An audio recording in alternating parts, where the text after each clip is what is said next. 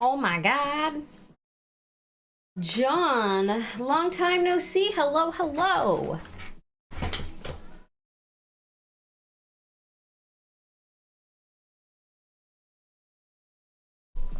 How have you been? I just woke up from a bit of a nap. You know, that Sunday evening nap. Hi, Cranston. Good afternoon.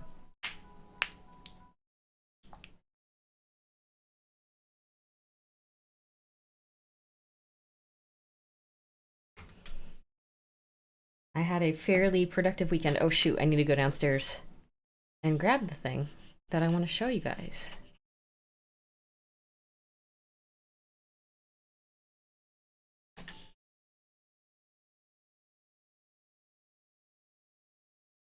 So I will do that. I will be right back. I totally forgot. I left it downstairs, but I will grab it and I'll be right back.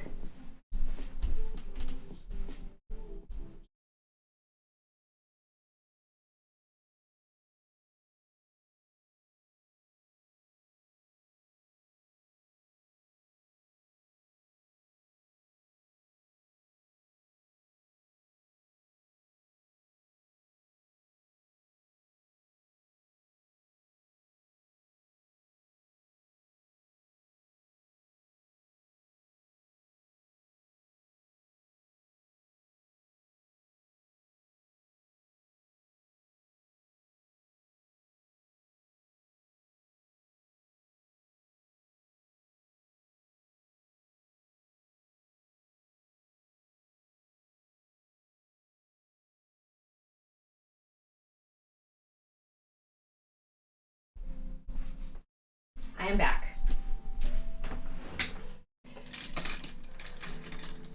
I left all my brushes from ReaperCon downstairs because they were in my backpack. But part of the productive weekend that I had was getting my 3D printer back up and running. And so I 3D printed this chair, this throne,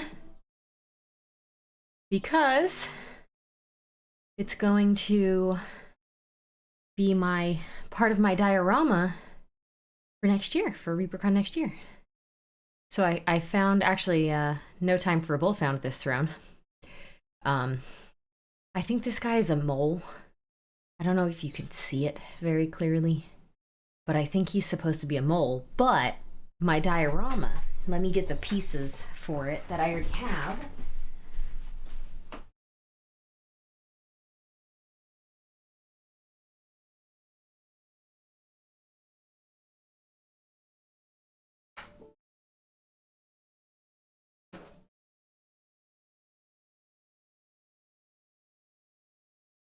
So I was at Moonlight Mini's booth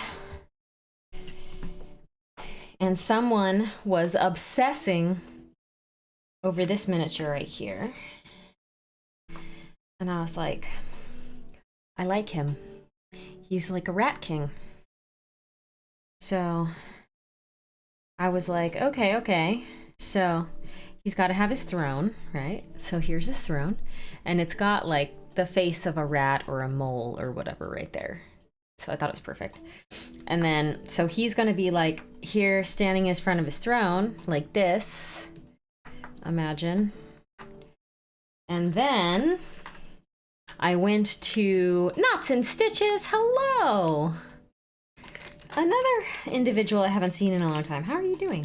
This one broke, so I have to put it back together. But I found this cat assassin. And so I'm going to put her standing right behind the throne, like peeking out a little bit like this, ready to assassinate the Rat King. This is the Adventure Cats. This was the Adventure Cats booth, Kana Minis. And then actually I was talking to No Time for a Bull again the other day, and he was watching her. I watched her tablecloth. Oh, thank you. Thank you, Dots and Stitches. Yeah, I don't keep the tablecloth. And No Time for Bull didn't want it either. So we figured somebody would probably want it. And if they didn't want it, somebody would probably take it anyway. So appreciate it. Thank you for that. But I was talking to No Time for Bull, and he actually showed me Kana Minis has some little like rat folk.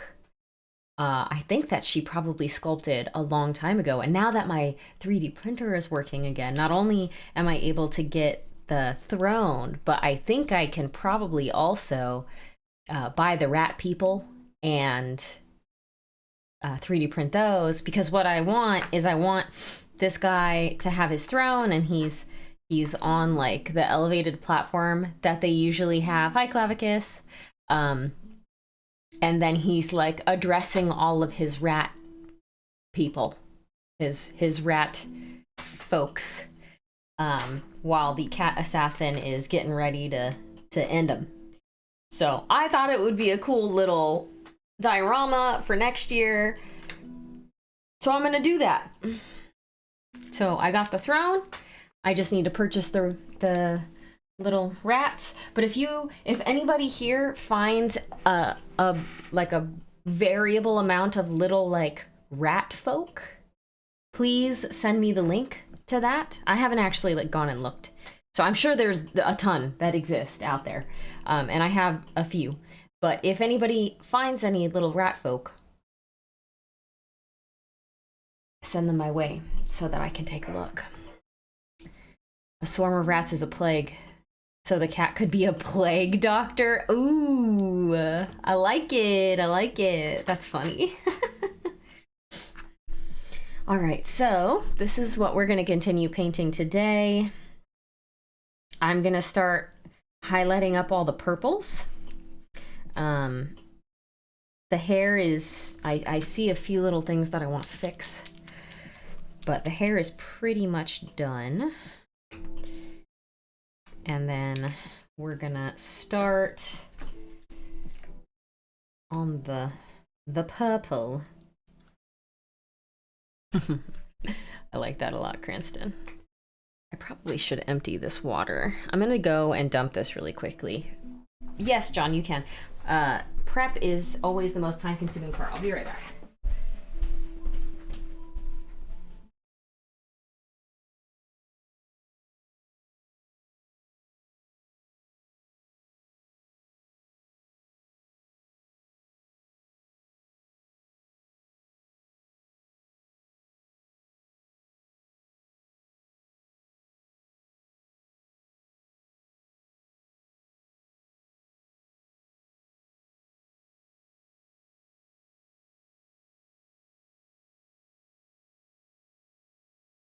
Okay. Not the cleanest, but it'll do. All right, let's see. Ratfolk multi-part pre-supported. Oh, this is like build your own rats. That's actually pretty good. I kind of want ones that look like peasant-y. So I think most of these I would just print with the regular arms. But thank you, appreciated. It's exactly what I'm looking for. The person who made the adventure cats also has like a group of, they look like rat goblins almost. So I might get those too. It's kind of perfect. Yes, John, I have been playing BG3 with James. We have been playing together.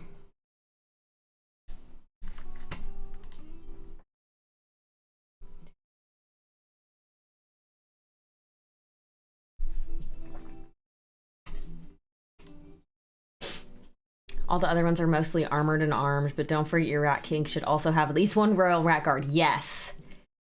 The D&D themed dating sim. Yes, that is what we have been playing. Although neither of us have done any of the romance thing because it's weird. It's just a little weird.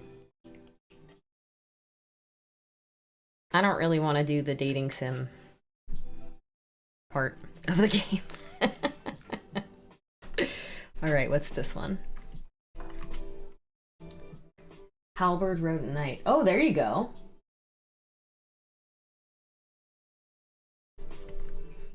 I knew there would be a ton of different ones.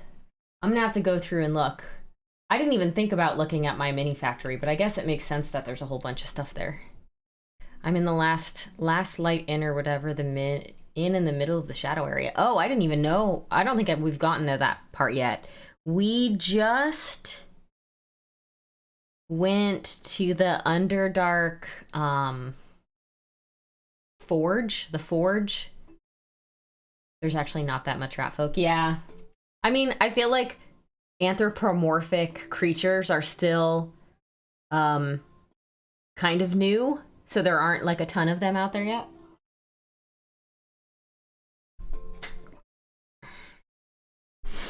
I've seen a few, but yeah, there's definitely still room for many different things. Yeah, I'm still in Act 1. Yeah, we haven't even gotten out of Act 1. We haven't played too much. That's why. Like, we've played a little, but we haven't played a terribly large amount yet.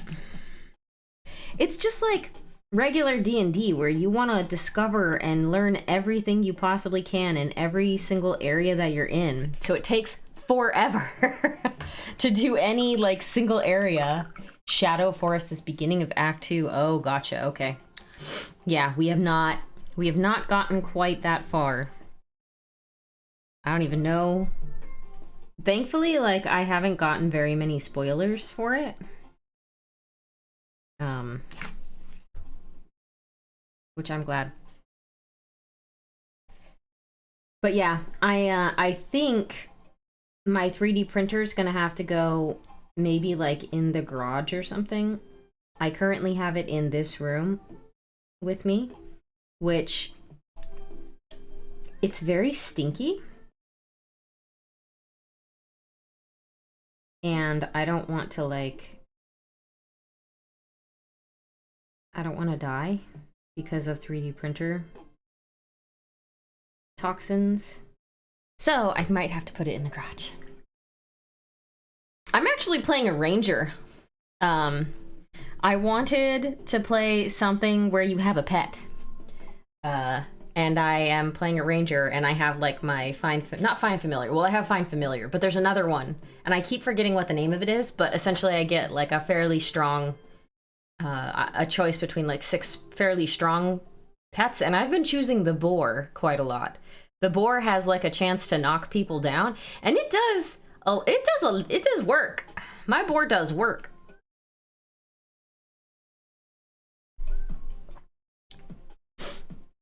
But she looks exactly like Monster. Hold on, I'll show you a clip from James's stream. How do I get to his clips?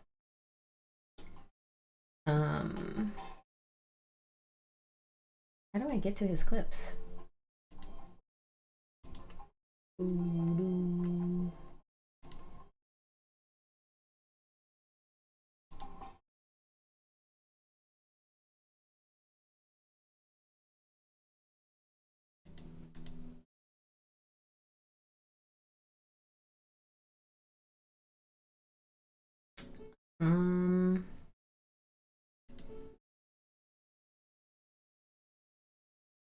Oh wait, these aren't clips. That's why. I was like, these are all so long.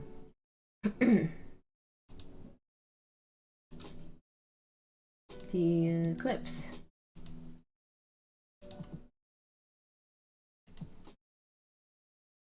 Oh, here. This one.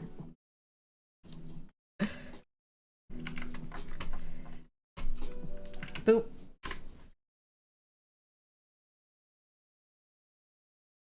You can see her. You can see her there. I did a bad thing because I didn't know what was going to happen. I didn't think what happened was going to happen, and it's very, very early in the game, so there's no real spoilers there. But you can see Monster. I created her in Baldur's Gate. Oh, poor little squirrel.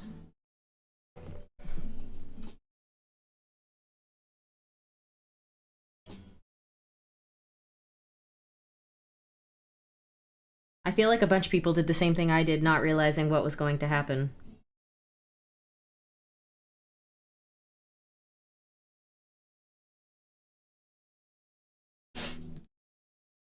Rogue Ranger is my main account, but I've definitely made way too many people. Yeah. It's a fun game. Like I was saying, we get very, like, sidetracked by trying to find every item, trying to do every side quest. But it's really fun, so it's kind of like whatever.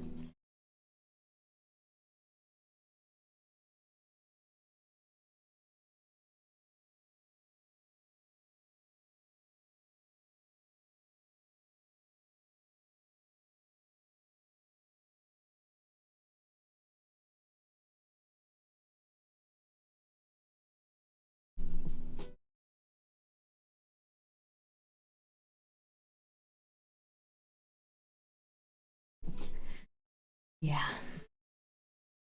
There's so much in this game and I'm not worried about finding everything because I never finished the game. Yeah, that's fair. That's probably why we have not gotten very far.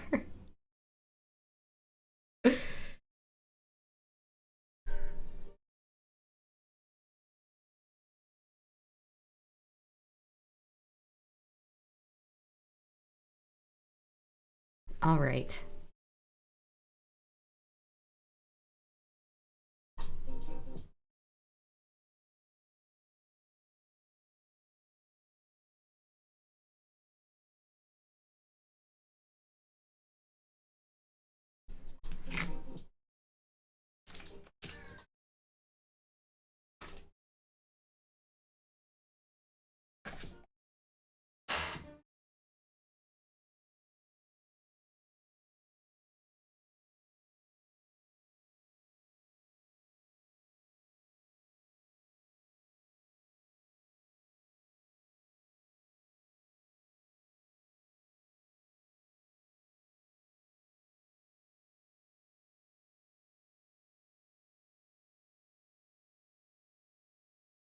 I don't know what color to do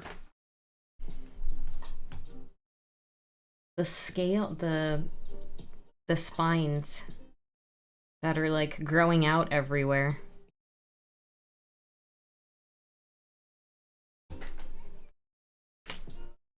Maybe like something like that as a complementary. You really can't make a diorama for that clip. What are you talking about? Hi, Iffy!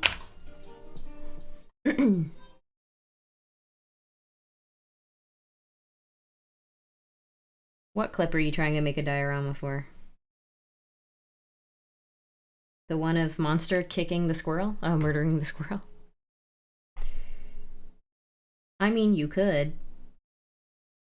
The thing with that, too, is you could make a link. You could turn a link into a QR code and then put the link to the QR code next to the submission. And then people could open the QR code and go to it and then watch the clip. I haven't painted today, but I did clean up Prime and Mini and I'm organizing paints. I organized some paints today too. And this weekend I got my Photon Ultra, my 3D printer, back up and running. And I 3D printed one of the pieces for my diorama for next year's ReaperCon. I showed it off a little bit earlier, but it's this little throne here.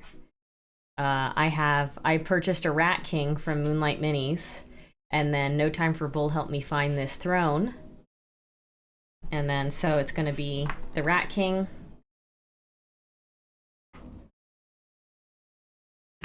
The Rat King in front of his throne with a whole bunch of his rat folk.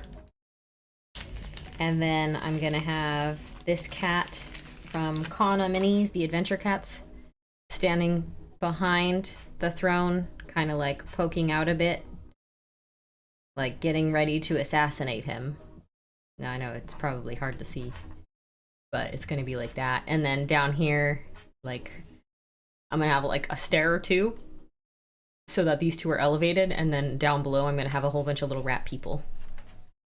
And that is gonna be my diorama for next year. I decided this while I was still at ReaperCon, and I bought the minis, and then the throne was found, and John found a couple of rat folk miniatures for me to buy and 3D print up.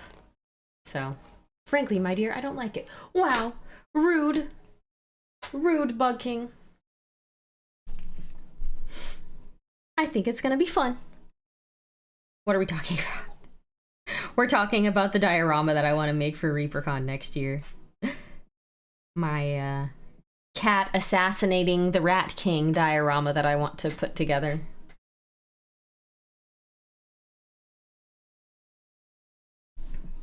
And James and I pulled out a few of the rose bushes that were on the side of the house, and I planted hydrangeas instead. So hopefully those live. They kind of already look like they're struggling a little bit, but hydrangeas are beautiful, and I wanted hydrangeas and rose bushes mixed together. So we'll see what happens. We'll see if they live. It's still pretty warm here, so the hydrangeas are already starting to go dormant, but it's still like 70 today. Is that a dio rat?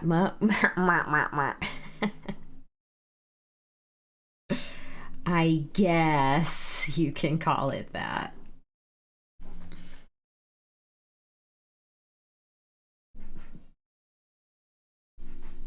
Do I still have exclamation point joke? I think I do. It was hot and dry this year here. My 3-year-old dogwood tree fried. Oh no! That's not good. I just went to shake a paint and like almost threw it. Ah. Oh my gosh! Goobertown Hobbies! Holy moly! That's quite the raid. Catmaster is here. Goobertown, thank you so much for the raid. That is a lot of people. I hope everyone's doing well. I've been shaking paints for like 4 hours. Ross Smith, thank you for the follow. Panic Bomb Arcade, hello. I need to get more emotes. Maybe I'll do Holly Monster with a sword. Nuclear Doggo, we are painting this Drider. Chibi Drider is what we're painting. Arsenic Pudding, ooh, spooky. But yeah, this is what we're painting. Yeah, she's cute and spooky at the same time. But this is what we're doing. She's still got quite a ways to go. The blues are nice. Thank you. Teal is my forte. You cannot tell right now because my hair's up, but about half of my hair is still teal. Yes, this is a Midnight Heroes chibi. I'm painting it up for them. Goobertown, how was your stream? What were you up to today?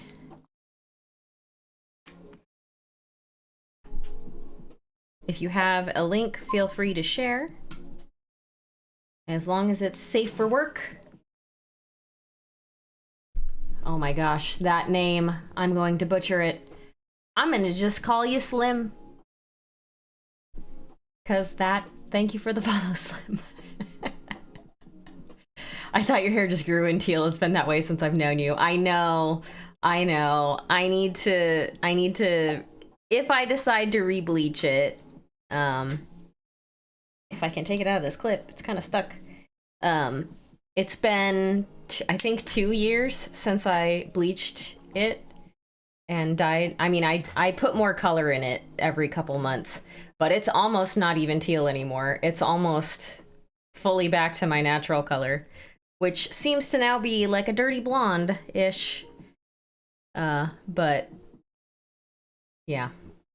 Oh my gosh, Zambies! It's a Zambies. Yeah, we're all in trouble now if Zambies is here.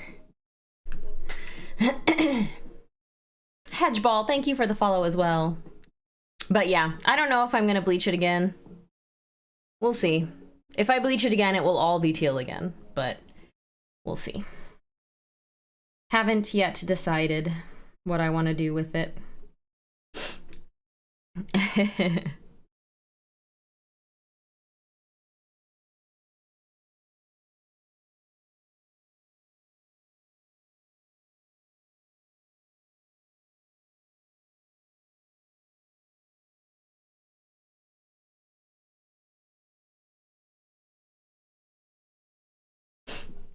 I'm off for some more BG3.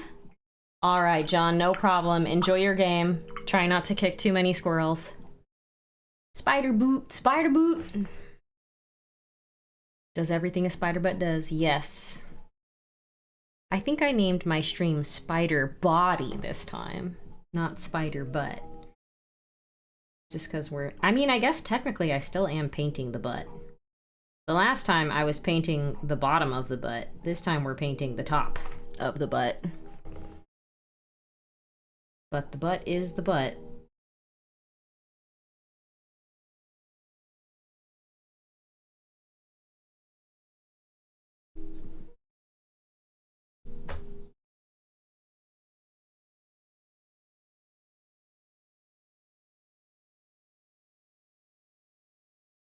I am glad that I got my 3D printer back up and working though, because now I can actually start 3D printing more of the little bits and bobs that I want for my basing stuff.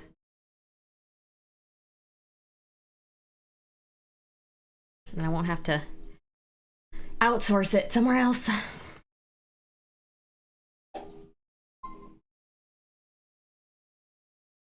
Lost Spirit, thank you for the follow. I unfortunately didn't get to meet Goobertown at ReaperCon. I saw him from afar a couple of times, but we were both going to and from places. I was in only a few classes this time. I only took 8 classes this year.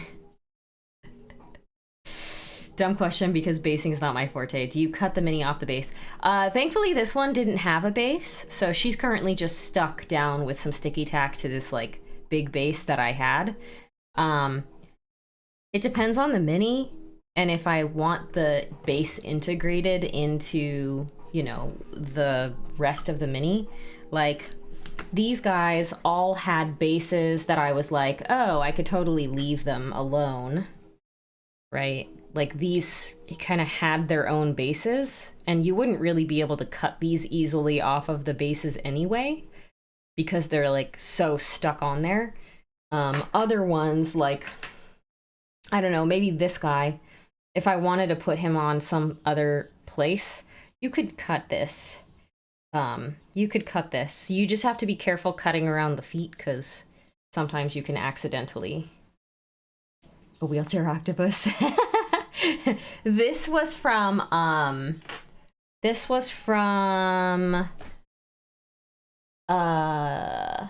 Animal Adventures. It was one of the Animal Adventures Kickstarters. I was like, what is the word that I'm thinking? Yeah, isn't it so cute? I loved this mini. I think this was like the whole set bonus mini, so you could only get this one if you did the whole Animal Adventures. I think it was like, what was it called? Something from the Faraway Seas. I don't remember exactly the name, but it was like the Faraway Seas bundle one. That's got to be my favorite wheelchair model I've seen so far. Oh, really? I'm glad that you like it. Hi, Russian Blue. Use a razor and saw. They work much better on like a pair of clippers. It doesn't stress the rest of the model when you make the cut. Yeah, exactly.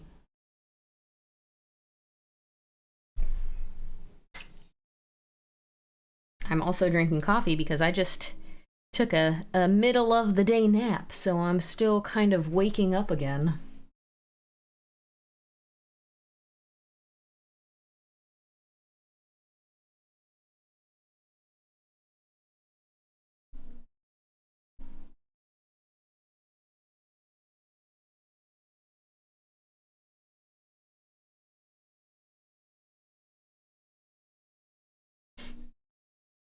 Coffee is proof God loves us and doesn't want us to sleep. Coffee tends to not do as much for me as it does for other human beings. Like, I can drink an entire pot of coffee and then just immediately go back to sleep. I think I'm broken. I slept for so long today, I think my crippled ass finally got a bed around 3. I slept in a little bit today, but it was only like an hour. And it was the cutest thing because I turned over and Appa was cuddling James. And he hasn't really cuddled either of us for a long time because he has a hard time getting around. So I turn over and I just see like Appa like up near both of our faces, and I was just like, my baby boy. I love him so much.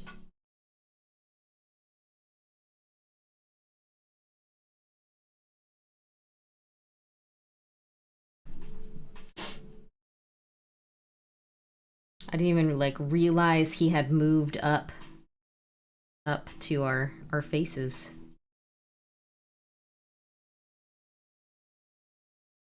I think I'm gonna go in here with the lighter colors and I'm gonna lighten these down kind of a lot, and then I'm gonna go back in with the darker color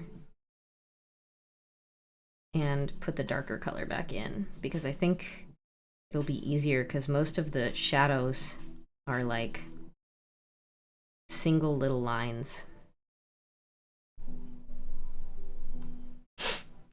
No better way to wake up. Yes. The way when Gonzo is cuddling, I don't get out of bed. Yeah.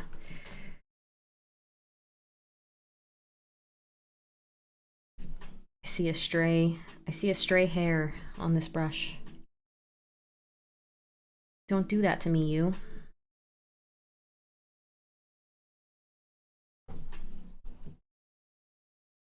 I can hear somebody talking outside. I don't usually have this window open, but I have it open because the 3D printer was going.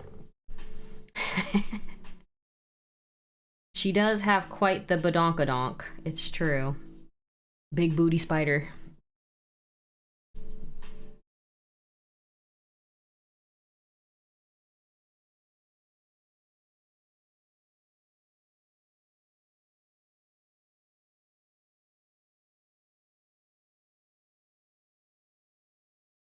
£130? Oh my gosh. That's a big pup. She got a thorax. Hi, Agu. Oh my goodness.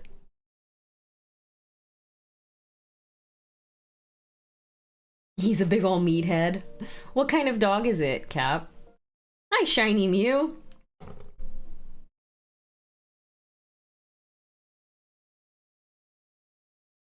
That's a big dog. Is it like a bull mastiff? Holy moly, okay.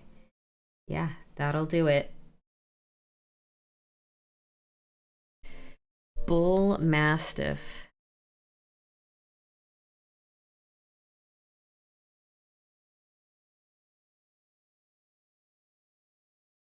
Sounds like water's hitting the side of my... He's the smallest of his litter? Jeez. 130 pounds and the smallest.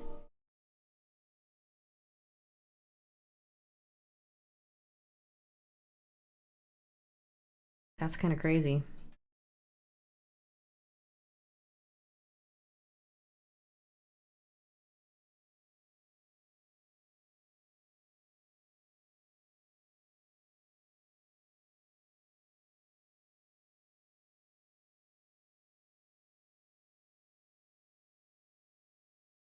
Sounds like a giant cuddle bug, though. You got a new kitten? All of his siblings are above 150. I'm off to play Baldur's Gate. All right, enjoy.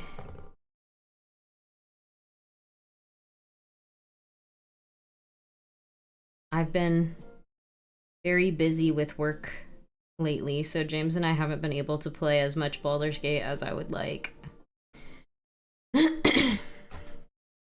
It's okay, he's got like 10 other games that he's playing at the same time.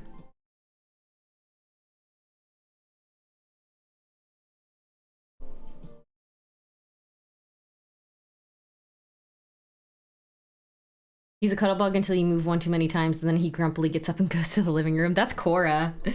That is Cora in a nutshell. She's fine as long as you're still and petting her.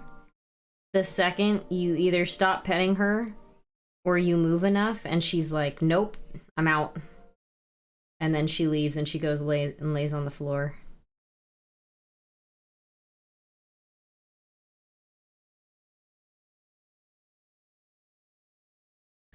She's a big grump too. You should play it more, it's great. Yes, I definitely want to.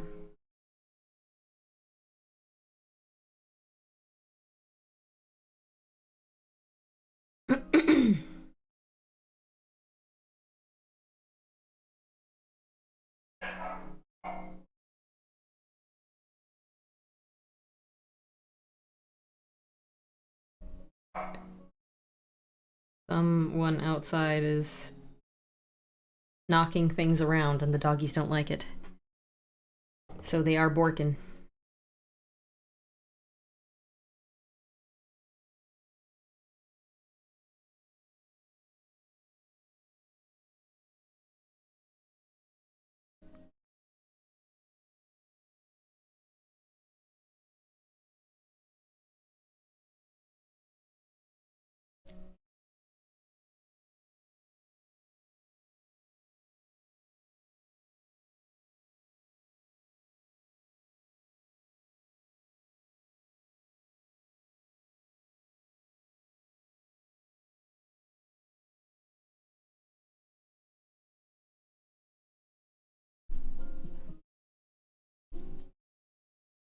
How was everyone's weekend?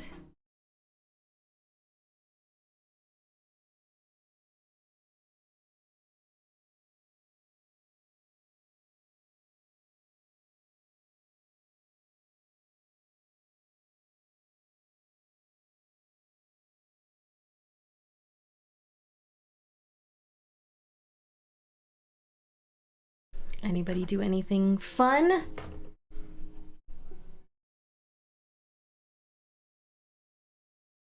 It's finally starting to kind of cool off a little bit here again.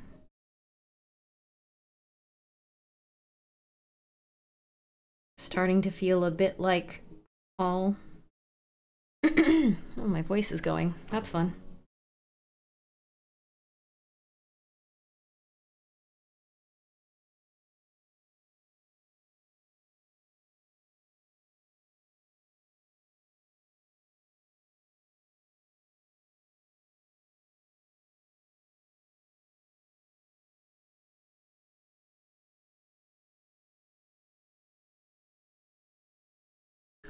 I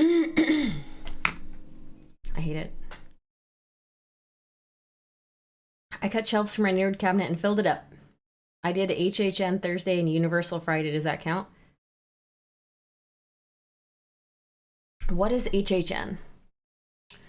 Good, ran, walked, trudged most of a race yesterday. Then cheese fries and beer. Cheese fries.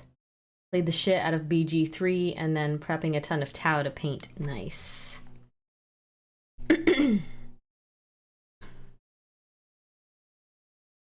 Oh, Halloween Horror Night. Duh.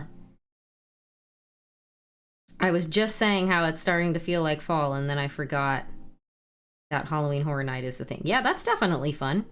I'm surprised it's open already, though.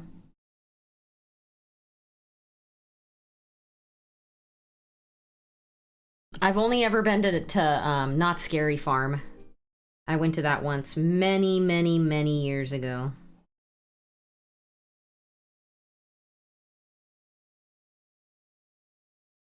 I'm one of those types of people that when I'm in situations like that, I'm on edge like the whole time.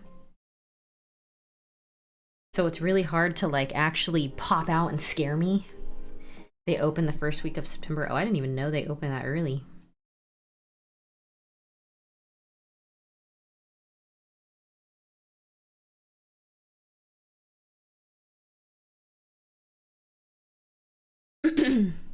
The one time we went with my friends, we were all standing to go on a ride. I forget which ride. It was like a water ride though.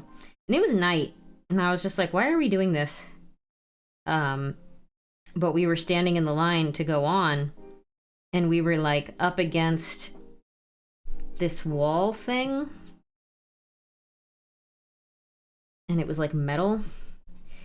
And one of the workers came out of like nowhere, and she must have had some sort of like metal gloves on or something, because she, right behind my friend, smacked her hand against the metal wall, and it was like the loudest sound. And I've never heard a human being make the sound that came out of my friend's mouth. It was like, it was really funny.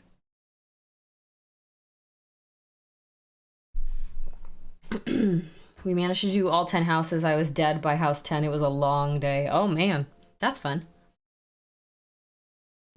I like days like that though, where by the end of it you're like, oh my god, I'm so tired.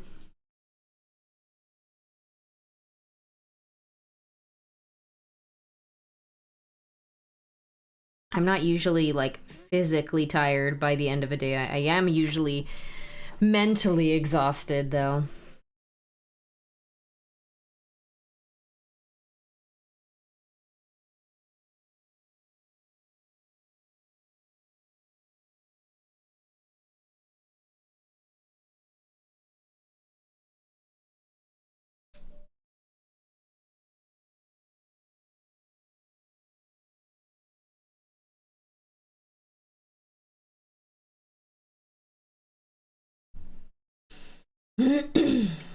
Well, Nards, what do you what are you narding about? When I worked haunted houses, I made a glove that had a nail on the forefinger for when I played Jason. I would scrape a super doll machete over the nail for the creepy shrink sounds before I popped out to scare them. Brother Zows, thank you for the follow.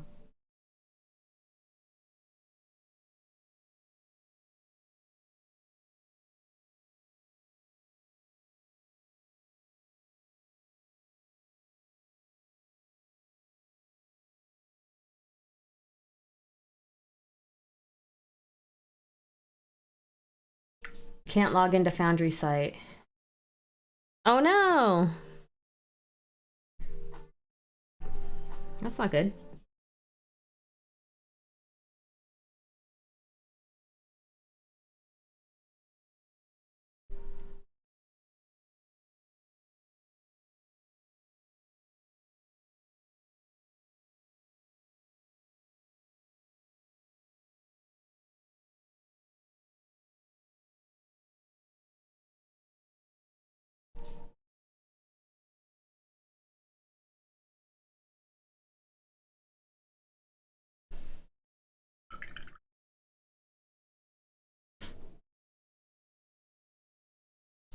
When I was little, one of my neighbors that was on like another block used to set up a haunted house in the front of their house. And by the time I was like 12, I volunteered to like be one of the people that worked in it to spook people. It wasn't like huge, it wasn't like a huge one or anything. But it was pretty neat that they set this whole thing up every Halloween. You could definitely tell how disappointed the neighborhood was when that person moved.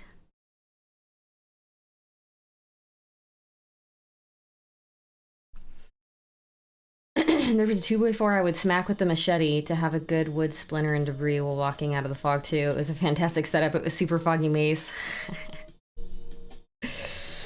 That sounds very fun. I remember people going around on like roller skates through the fog and it being pretty spooky.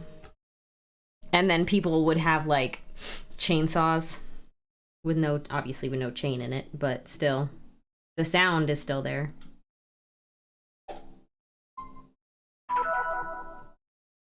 Big J! Hello, Big J! Long time no see. How are you doing? Thank you for the sub.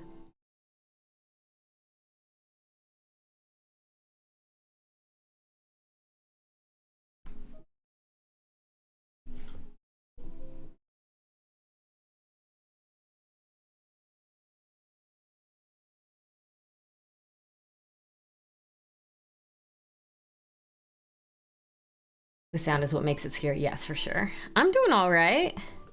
Just hanging out on this very mild Sunday.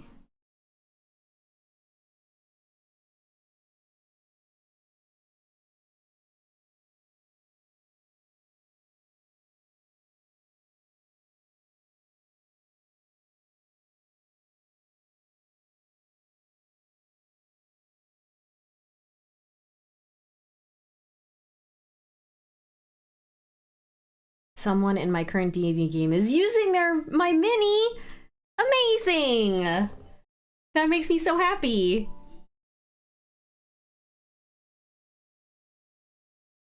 I knew that there was going to be a bunch of people that had no idea who I was, but was going to, you know, we're going to see the mini and be like, I want to use this in a game. And then use her as their PC. And that makes me so happy. I love it.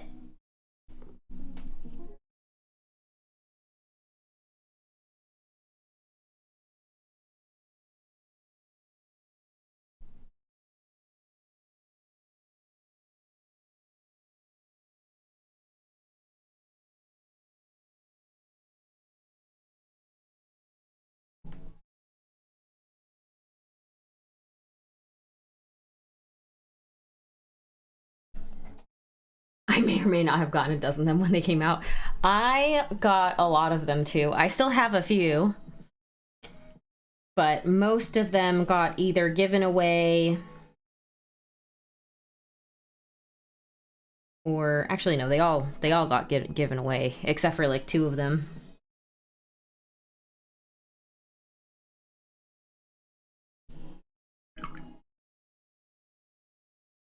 I still am not sure what I want to do for the end of the month for my stream anniversary. My 5-year stream anniversary. I can't believe it's been that long. 5 whole years being on Twitch. Painting, at least.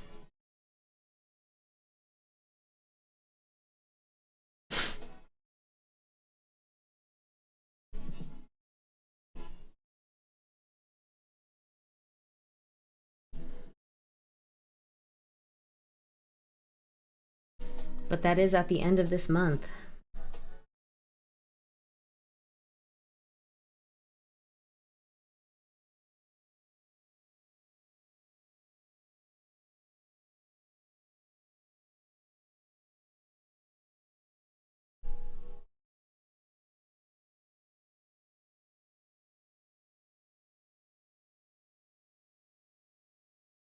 You lasted 4 years and 7 months longer than I did. I know a whole bunch of people who started streaming and then kind of stopped after a little while. I think it just happens. It's a lot of effort. It's a lot more effort than I think a lot of people realize.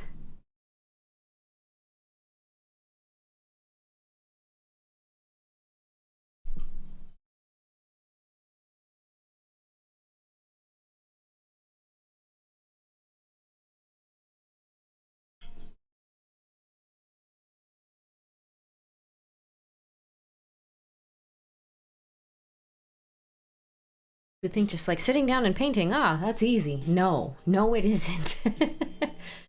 I've streamed off and on since StarCraft 2 was new. Yeah, my weekends are pretty boring. I just have some PT tomorrow. I need to get myself lower.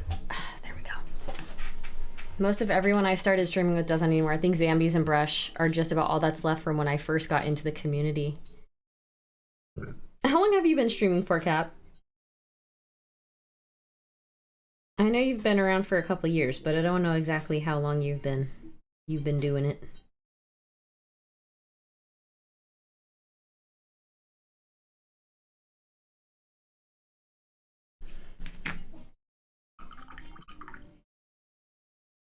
A whole bunch of the people that streamed when I started don't stream anymore. 2 years? Okay. Like Flickster, Shoshi doesn't stream anymore. I used to watch somebody named Fancy Unicorn. Sabat I haven't seen in a really long time. There's also a lot of other people that I think do still stream, but I'm not able to catch their streams very much because I am like far busier with work now than I used to be. I used to be busy with work, but I'm actually busier now than I was before. That's what happens when you run an entire arm of a company. You're responsible for way more than when you're just an IC. So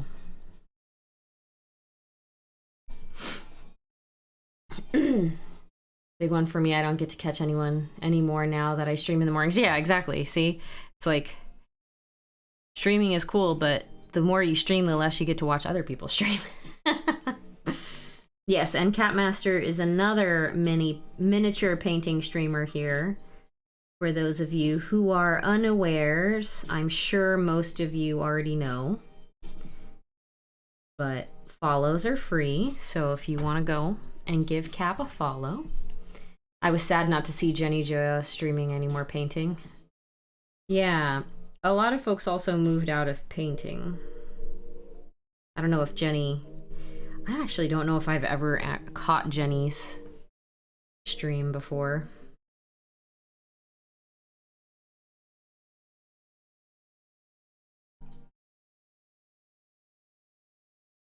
But yeah, it's hard.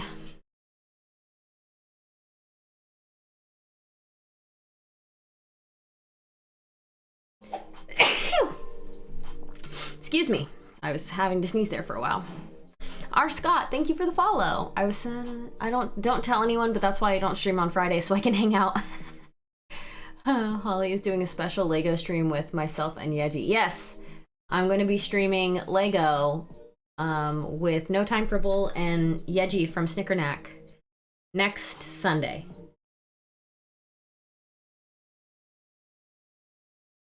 She did some RPing towards the end. Hasn't streamed in a long while. Gotcha.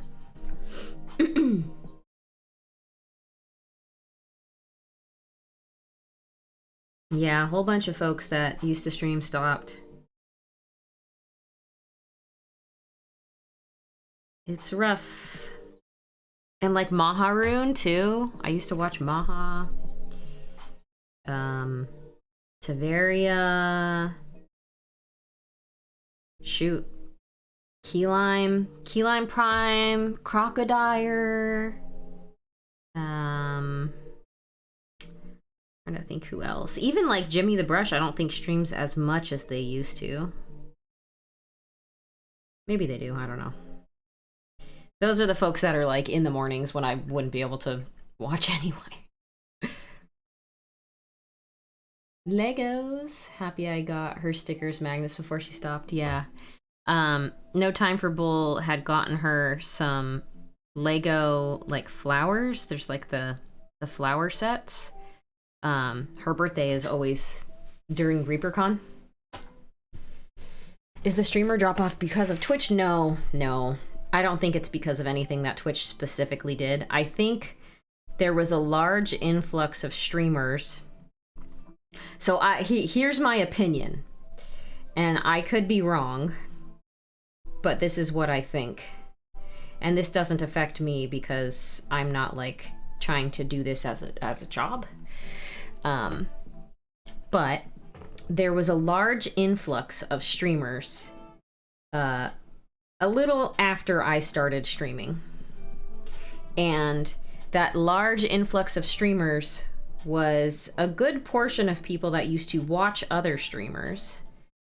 And so the community of people who were watching other people as well as starting their own streams diluted the entire community of folks that were watching like the few really popular streamers. And then COVID started, and some of the really popular streamers had already left because they were like, I can't make a living off of this anymore. There's not enough audience. I want to do other stuff. And then when COVID started, a whole ton of people started streaming because there was so much time and everyone was stuck at home and they were bored.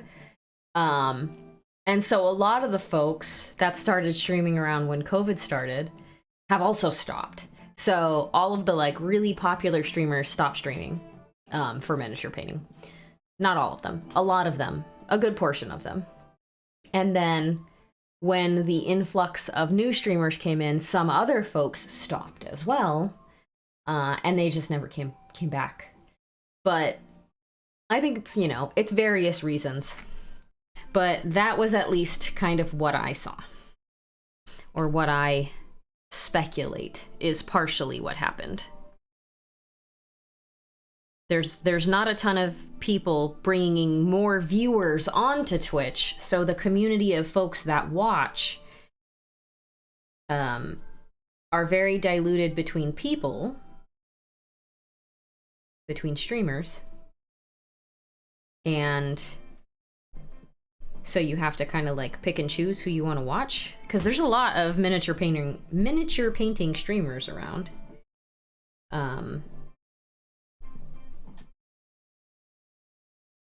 And if you're a streamer, you're probably not making money from streaming. And this is what I've told everybody that asks me questions about, I want to start streaming. What do you, like, how do you do it? What do you think I should do? Blah, blah, blah. It's just like, my advice is always, don't start streaming because you think it's going to make you money, because it likely is not going to. If you want to stream, do it because you want to stream, not because you want to make money. I started during COVID, but it was just a coincidence, yeah.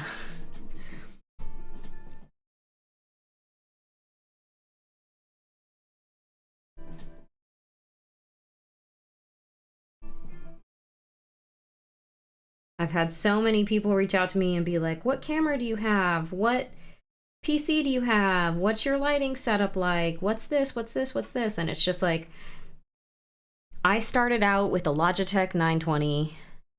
My lights are just, oh, you can't, it doesn't come that far. It doesn't come down that far. My lights are just these, like, the lighting is nothing special. I upgraded my camera after I did a 100 mini commission. So I do have a nicer camera than my Logitech 920, but I started out with like, yeah, exactly. The Logitech C920 is the workhorse of Twitch. Exactly. It's a very good camera. I would suggest the 920 and not the 922, I think. And the reason why was because the settings for the 922 would not save, and so you'd have to redo your settings every time you restarted your PC, which is probably the stupidest upgrade to software that I've ever seen. But yeah. Every once in a while I will stream a game. I want to get Beat Hazard 3 because you play a lot of the first game. Because I play a lot. Yeah, nice. People tend to focus on having everything in place and not just ripping the Band-Aid off and doing it. Yeah, I know people that like stream on from their phone. Like, everyone can stream.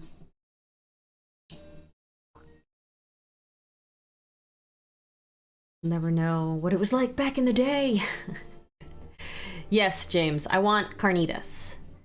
Carnitas, please. My gray hair's showing. You can't see mine. Mine blends. Mine blends too much. You cannot see it. If I get really close, you could see it. I tried streaming from my phone at the start, but my phone was about to blow up. Yeah. I'll stream from my phone if I do some painting. Yeah, exactly. Yeah, I know, like when Palos started streaming, I'm pretty sure Palos was streaming from his phone. And it looked, like, pretty good. It didn't look bad.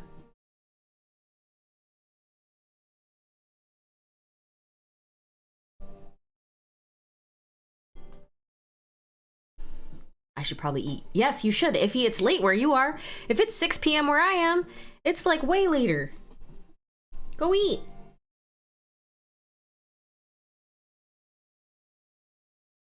Go eat some food.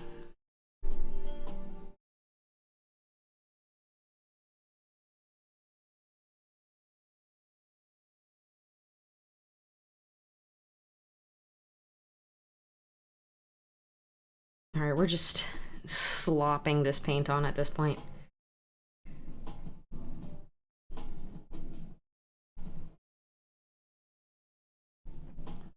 Slop. Slippy slop. Warmaster, thank you for the follow. I think you followed. Also, hi. Sorry, I didn't see your message.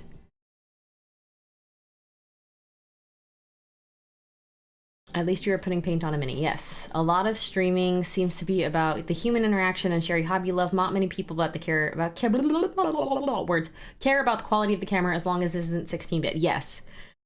I use a Canon Rebel TOS T6 for my face cam. I use a Lumix. What are you? Lumix something. And then, yeah, my Logitech is the 920. I still have that for my face cam. My lighting isn't that great for my face cam, but I also don't really care about that too much, so not too worried about the face cam lighting. More worried about the lighting on the actual miniature than on my face. You're not here for my face, anyway. Handful of times I've streamed just with two 920s. It's a cam I used for taking photos while I hiked with your dog. Oh, nice. I have another I have a DSLR. I got the camera that I got, the Lumix, after watching Miniac, actually. He was talking about the camera that he used, and it was the Lumix something. I can't remember at this point, but thanks, Miniac. Stubborn Apothecary, thank you for the follow. My face cam is just looking through my right ear and trying to show the dog. I don't take it seriously at all. I like that. That's good.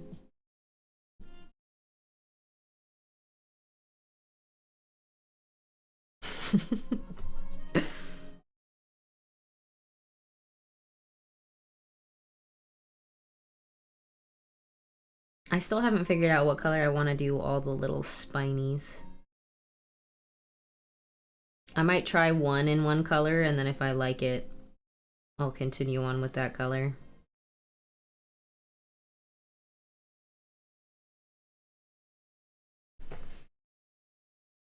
Aw, thank you. Yes, she's getting there. I've been painting a lot of cute things lately. So these are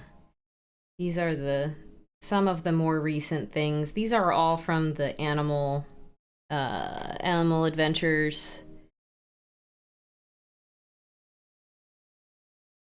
But yeah.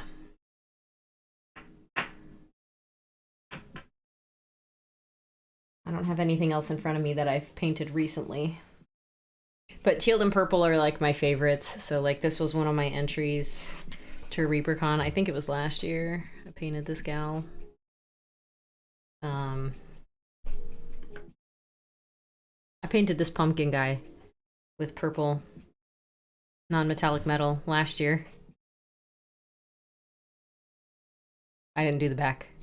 Oh, I guess I did some of the back. I didn't do the armor on the back. And then I forgot what colors I used for the non-metallic metal, and so I stopped painting him, but... You thought the turtle was flipping you off. I mean, he's doing like this. Or like this, I guess. It's kind of what it looks like. And then, you know, we got our dry brushing skills going sometimes as well. This is almost entirely dry brushed. But yeah, it's the kind of stuff that I like to paint. I like the cute stuff.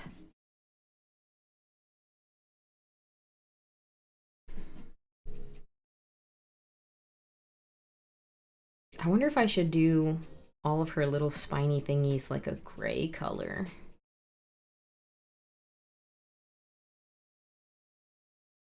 That might work.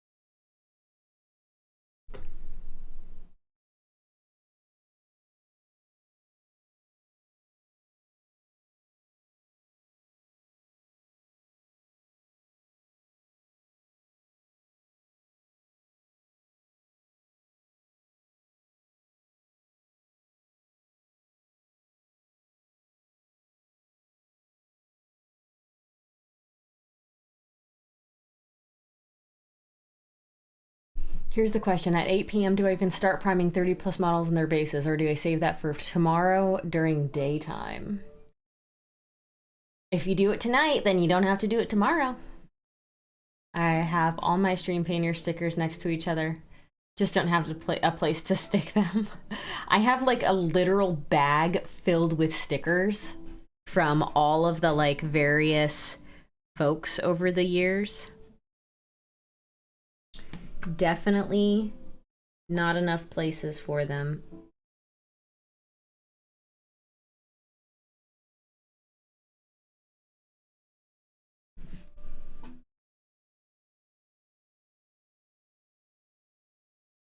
So I think that's gonna be what I do here. You probably can't really see that much. Maybe I need to go in with a white. Or with at least a lighter purple. Because I don't know if I'm going to be able to do this many really thin lines with the white.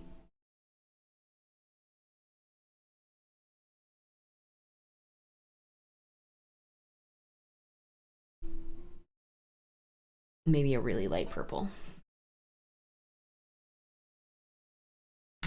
Like my amethyst purple that has pink paint all over it. How dare you apply that logic to me? On my things, list of things is to get a sticker book where you can just move the stickers around wherever you want. Yes. Do you have any plans for Halloween, like for mini painting? Yes, I got this one.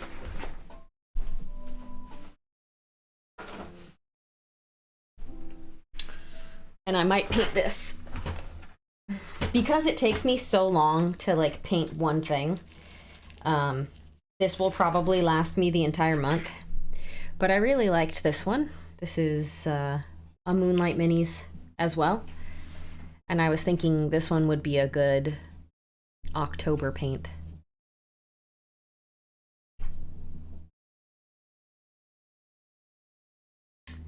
I have a whole box of them since I wheel around trading stickers at Adepticon. Your sticker is still on my old cutting mat that the kids use. One of the girls loves it. Aww. I'm glad. But yeah, I'm thinking that I honestly could have waited to paint.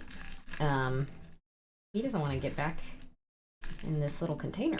I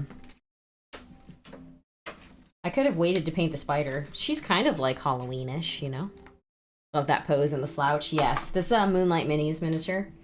If you are unfamiliar with Christine Van Patten's stuff, Moonlight Minis is her stuff. She is a very, very extremely talented artist. I got so many of her minis at ReaperCon. I think I got like 15 minis of hers at ReaperCon this year.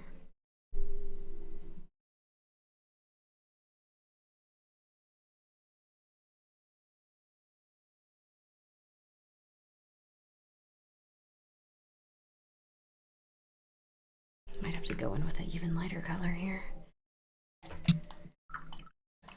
Gaming buddies have made the decision for me. It looks like video game time. All right. Have fun, Cap. I'm gonna clean my folding desk since I have nothing to talk about. All right, War Master.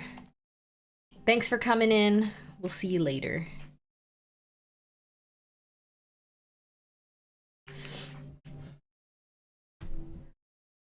I have your foil stickers with my Steep Tea and Jenny Joyo. Oh yeah, I only made a few of the holographic ones.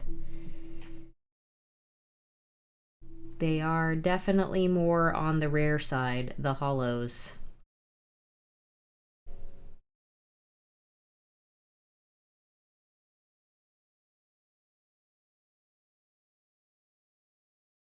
Gotta go too. Got a nap before work? All right. Thank you for coming in. I hope you have a very restful sleep. Don't let work stress you out too much like I do.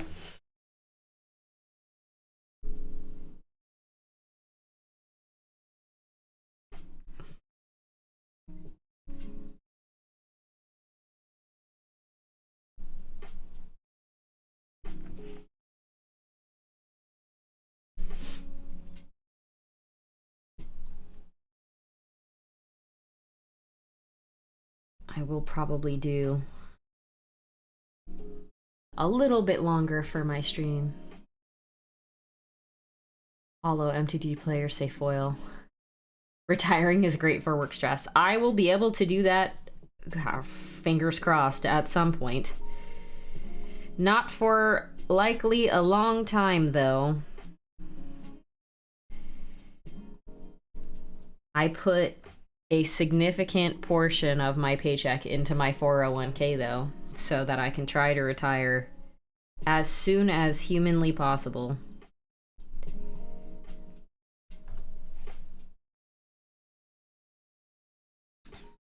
Because I would love to. Honestly, I would love to start some sort of small business and make things for people.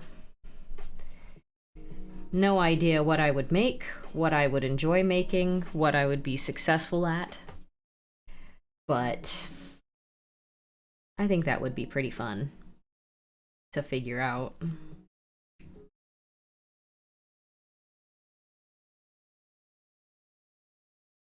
We'll get there at some point.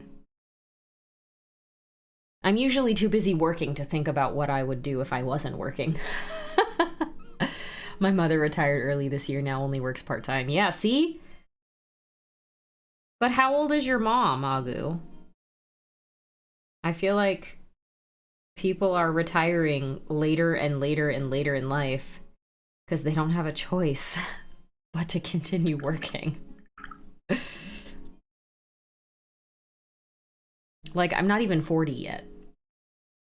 I hear there's a market for mini basing stuff. I don't actually think that there's that big of a market for it. I think it's going to be fun to do, but I don't think there's that big of a market for it.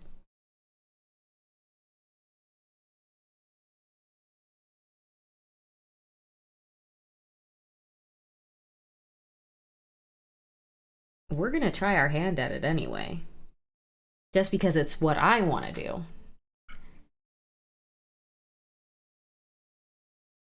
I don't think it's going to be massively successful, but I think it will be fun. And once I like set up the bases and stuff, like all it is after that is just keeping them stocked and then finding new ones to put together. But once I have like an initial set of, okay, this is what I want to sell, then I'll be good. Your mother's in her 60s? Yeah. I'm not even 40 yet. I can't even think about retiring yet. That is like a far in the future. Probably for like 30 years, I probably won't be able to retire. Oh, that's a lot of geese. A whole bunch of geese just flew over my house. Hello, geese.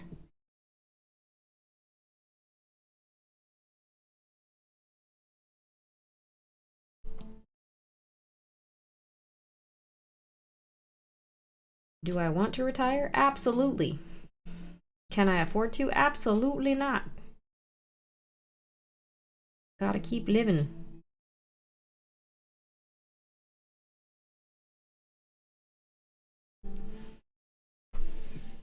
My friends keep giving me crap about it. What are they giving you crap about? That you are retired? If I could retire today, you bet your butt that I would. I would absolutely. No question. How old are you, Cranston? I don't actually know.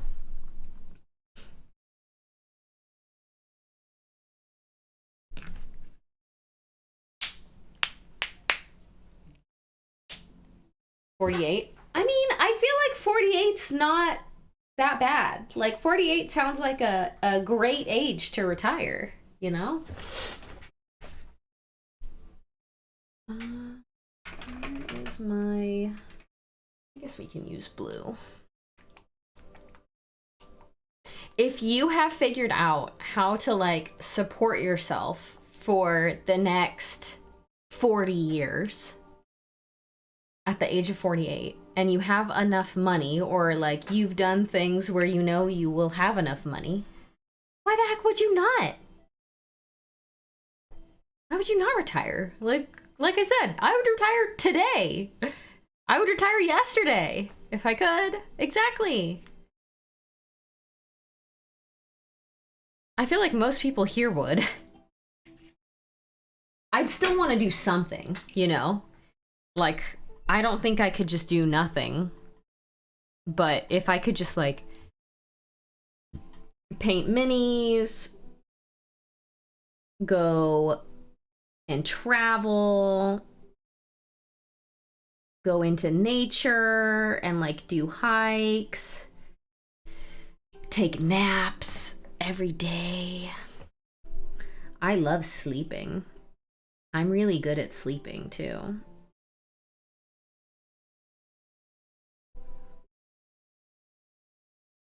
I'm so good at sleeping. I'm pathetic 40 and never had a job. I've been working since I was 13. Under the table. Not legally. But I had 2 jobs when I was 13. They were both at the mall. Actually, no, I had 3 jobs when I was 13. I worked at one of those little kiosky booth things where they just sell, like, random junk. I worked at a clothing store in the mall. That was one of those, like, not Forever 21. It was, like, one of the personally owned, not chain stores. It was just like my sister's soccer coach owned the store and they needed seasonal help. And so I got paid $10 an hour under the table. And I worked over the holiday season steaming clothes to get them ready to go on the racks, helping people, putting clothes back after they'd be tried on by people, making sure things were tidy, helping people if they needed it, stuff like that. And then the third place was another, like, little random kiosk at the mall. Whoops. Went a little too far there. It was one of those, I don't even know what they are called, but they used to sell these little, like, plane things where you put it on, like, a thing and then you pull a string and it goes flying and then comes back to you. That is where I worked. Pay minis, play games at the store, run games at the store, do accounting stuff for the store. I've spent like half of my savings the last month. I'm screwed at the moment. But I bought a lot of nice things this month that should be good for some years to come. I did some under the table jobs for a friend years ago, but nothing official. Yeah, those were like the first jobs that I had. And then when I turned 16 and I got a work permit from school, I worked at the community college, Mount San Antonio College. I worked at the bookstore there, and I worked at Soup Plantation. I had 2 jobs when I was 16 as well. I actually don't know how I swung that, because I'm fairly certain I wasn't supposed to have more than 1 job. But I did. Those were my like first official jobs. I worked at the bookstore at the college. And then I worked at Soup Plantation as a I forgot what they called the front of the salad bar. I worked at the salad bar basically, which it was just keeping the salad bar stocked, making the salads when they would get low. And then I was like a greeter too. So I would just literally say hi to people as they would come in. I think my food is coming.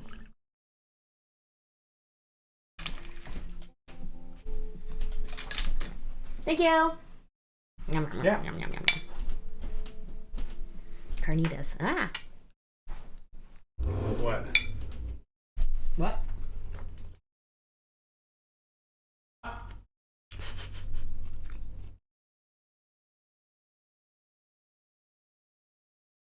Anyway. Before my like actual career started, I was working 3 jobs. I worked for my sister as a Hi Cora. I worked for my sister. She had an ultrasound business for like prenatal ultrasounds. So she would have appointments throughout the week, but she would also have me work for her on Saturday and Sunday. So I'd work for her on Saturday and Sunday from like 8 until usually around 4 or 5. And she would have, usually every week, her schedule was like packed. She would have ladies coming in to get face photos of their babies, as well as to get the gender of their baby. And then I also worked at an elementary school as an after-school enrichment. What was the name of that? It was like an enrichment program that I worked at. It was through the YMCA, so it was like a government-funded program. So it was kids that like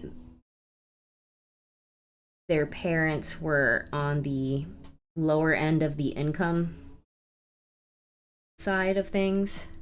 So the program was essentially an after-school thing where I kind of acted as a teacher. I had to do lesson plans every week.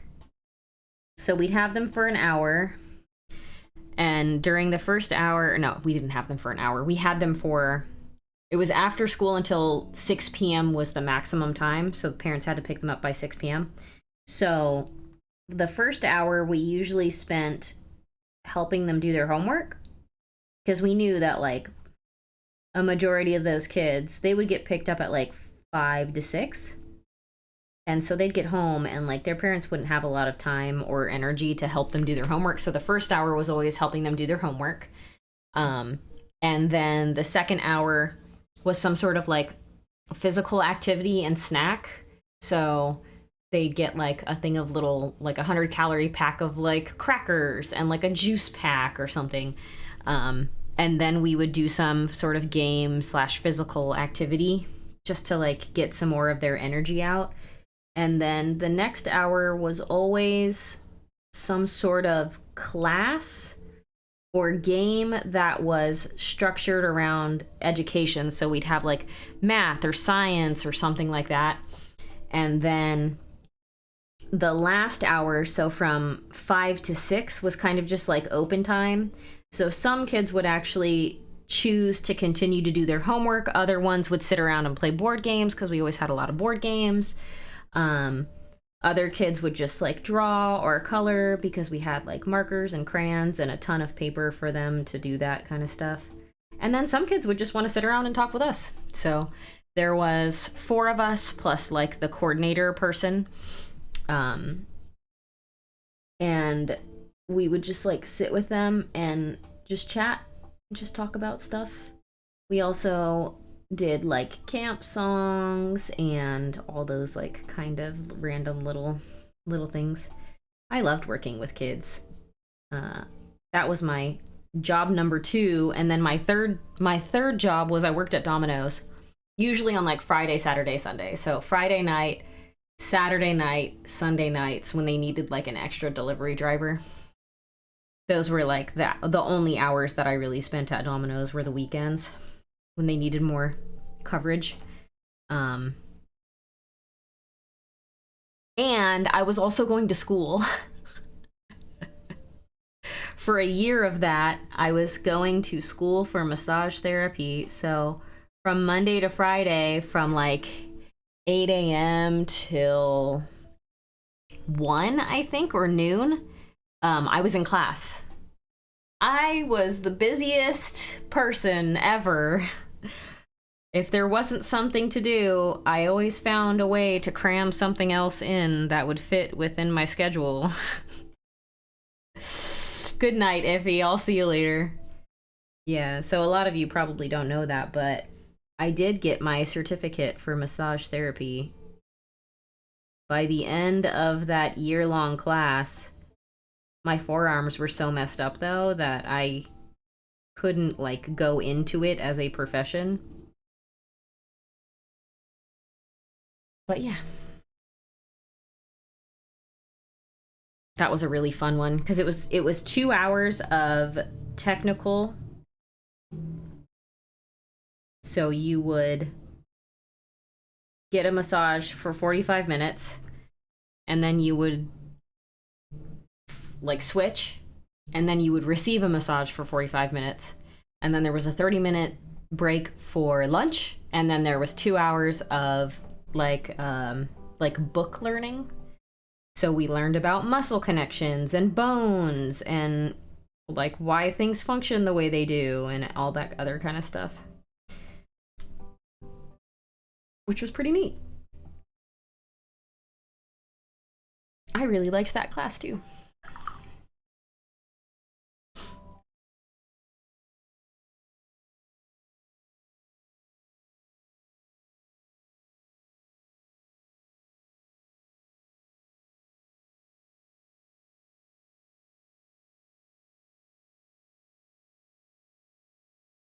I had so many jobs.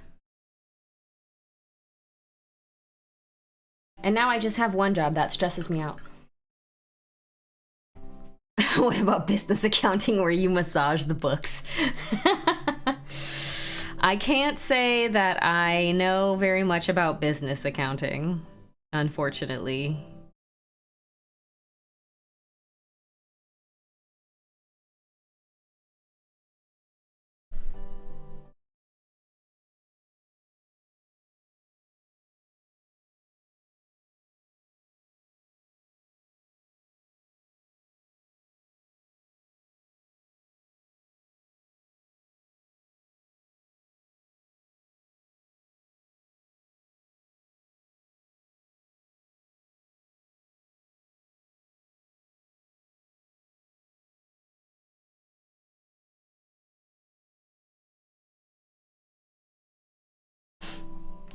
It's so quiet tonight, yes. I am learning proper accounting since none of the other owners has time, inclination. Wait, what are you talking about? I thought you just said you were retired. I'm so confused.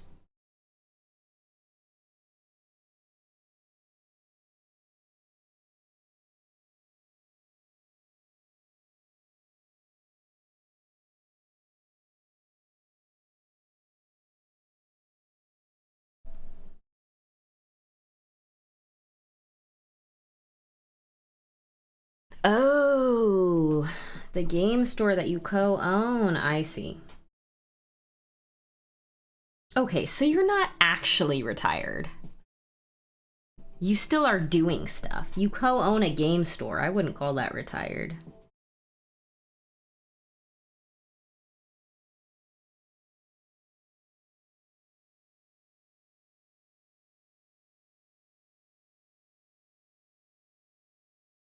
When I think of retired, I think of like my dad that goes on cruises every single month, you know? I don't do anything day to day. We have employees for that. That's entrepreneuring, yeah.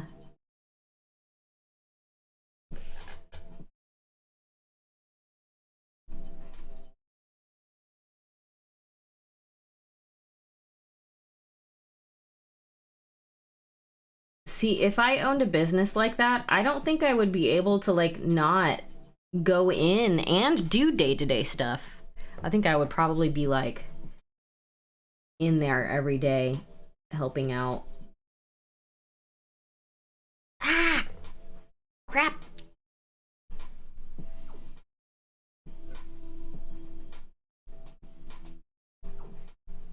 It's okay, we fixed it.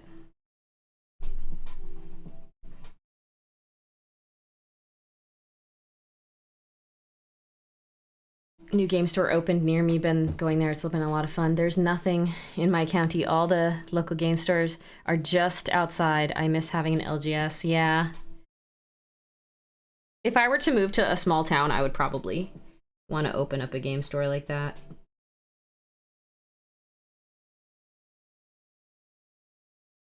I don't really know anything about small businesses though.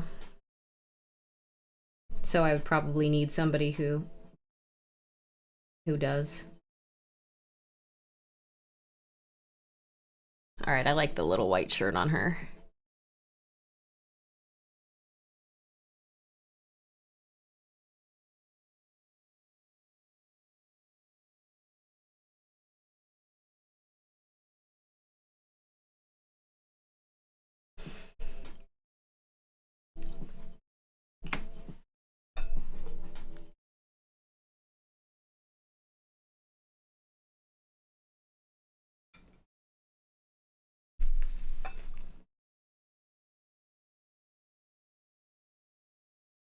Every time I go to Denver, I try to find a decent, but I have been unable to find one.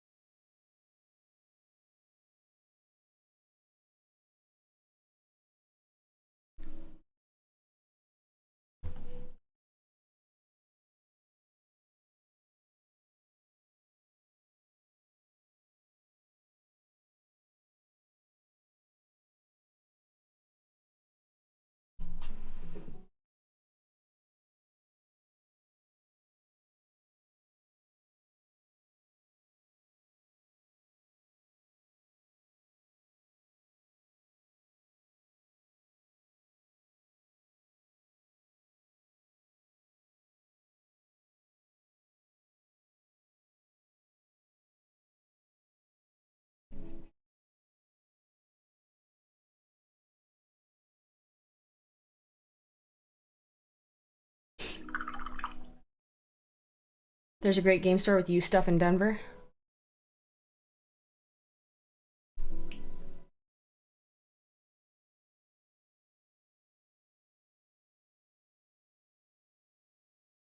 We had an LGS 3 years ago. One after the other. The last one closed just before COVID. Haven't had one since. Yeah, I feel like COVID kind of made a lot of issues for a lot of smaller stores. Unless you found a way to get people to buy stuff from you online, you weren't really able to survive well. Man, I want more coffee. Dang it. Of course, like sitting at my feet.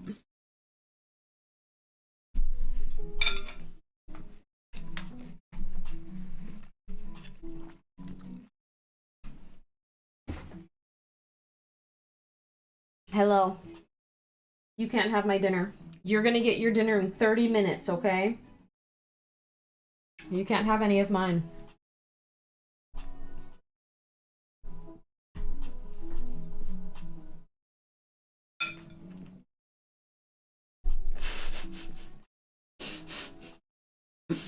She's trying. Huh, Cora Cora. Why don't you come over here? There you go. Now people can actually see you. Yeah, now people can actually see you. Hi.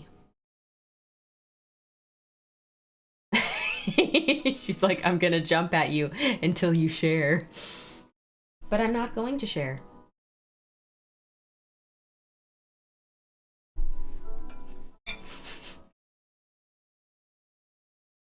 I have a vicious rumor that Alpha needs all the treats. He does. You can go to James's stream and pay like his channel points to give him treats.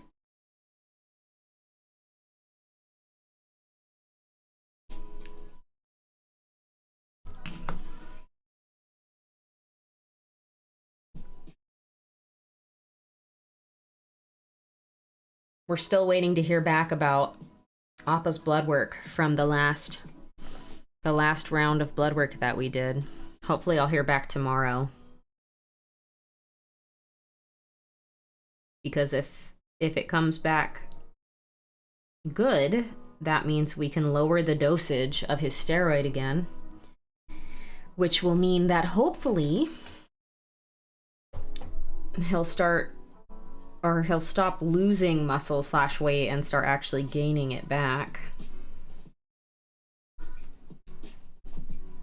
Because he has lost a lot of his muscles from the steroids that the vet has him on.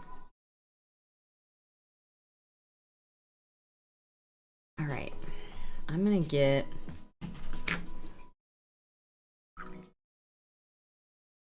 my dark silver. I don't want to use that brush. And there goes the girl. I'm fairly certain that she heard him from downstairs getting treats. Right up to soda. It's probably too late for soda. I won't go too far into it, John, but Appa got a disease from a medication that he had to take from an emergency vet visit that he had to do. And the disease, he has to take steroids. And steroids, prednisone specifically, makes it so that dogs lose a bunch of weight or lose a bunch of muscle. So, yeah, actually, hold on. I have James's stream open right now. You can see him right there. Appa's the one in the front. You can see like his bone on the side of his face, how sunken in his face is, because he's lost basically all of his muscle. So we put like little paw slippy pads on his feet, so the bottom of his feet have these like little like slip resistant things that like stick to his feet, because he's lost so much muscle that he has a hard time walking, and sometimes he'll like slip. So we put the little slippy pads on his feet too. But he's lost like 7 pounds. And those dogs aren't big, right? Like corgis are not big dogs. They're small dogs. So him losing 7 pounds is like a fairly high percentage of his body weight, and it's only muscle. Look at him. Look at his face.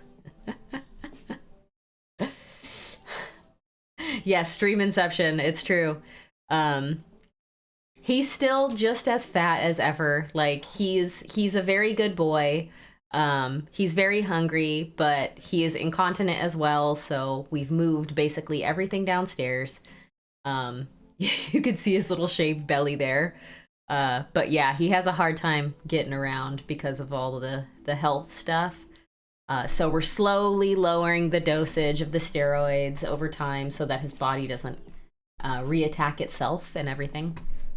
But yeah, so I'm keeping my hopes up that everything will be fine and that he'll be good and that he'll get healthy again. And everything that I've read and everything the vet's told me has said that, like, once he's lowered the dosage of steroids, he'll be able to gain his muscle back and everything else. So we're just, like, waiting and, like, taking it day by day. Chaotic Painting, thank you for the follow. But yeah, he's okay. He's just not as healthy as he used to be, but we're, like, trying to slowly get him back to that point. Damn.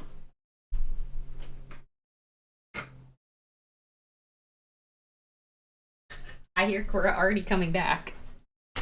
Hi. Welcome back. Get back down here. Come over here. If you're gonna be in here begging for food, you're gonna be over here. Come over here. There you go. Yeah, Cora's fine though. She's the happiest dog ever, as she always is. So, yeah.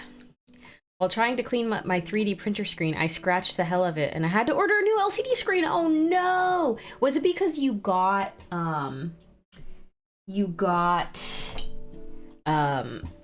resin on the actual screen itself? UPS delivery update. Oh, it's the air filters that I bought for the house. Cured resin. Ooh, yeah, resin leaking onto your LCD screen is not good. All right, we're gonna use this dark silver. Look at that, my dark silver is it just like plopped out onto my hand. My dark silver is still good.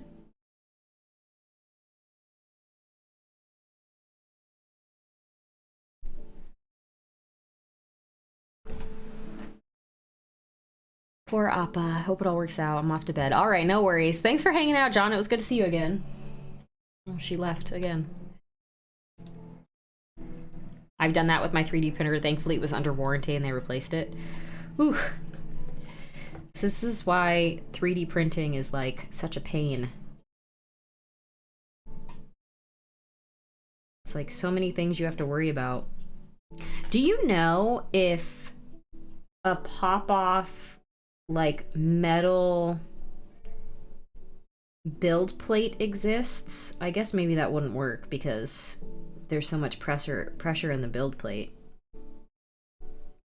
I'm just trying to think because, like, every time now when I'm 3D printing, the build plate gets scratched because I have to scrape the build off. And, like, for my filament printer, I have a magnetic one where you can get, like, you can just take it off and then you can just go like that. Like, you can bend it so that this thing pops off instead of you scraping it off. The screen, not the whole printer. Yeah. Hi, Varl! I just learned that new, faster, better 3D printers are coming. Oh, I'm sure they are. I just reset my Anycubic Photon Ultra back up to this weekend, not today. I set it up yesterday.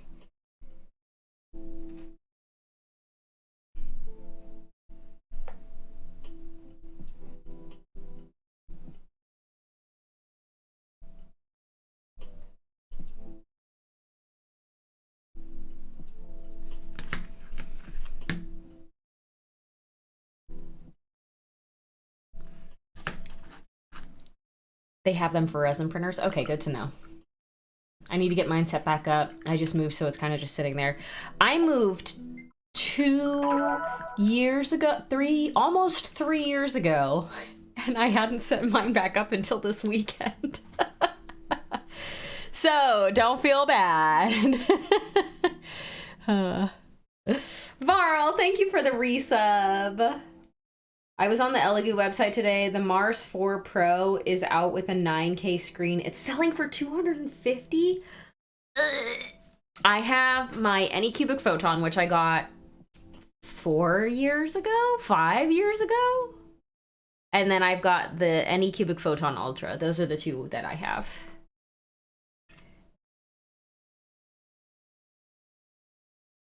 No, that's really cheap, Varl. 250 bucks, I think.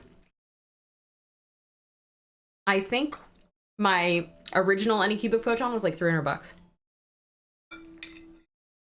No, that's really cheap. How big is the build plate?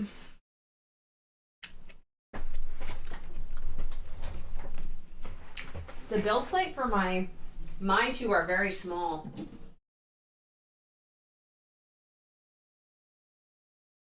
Yeah. This is the build plate for the Anycubic Ultra for size reference.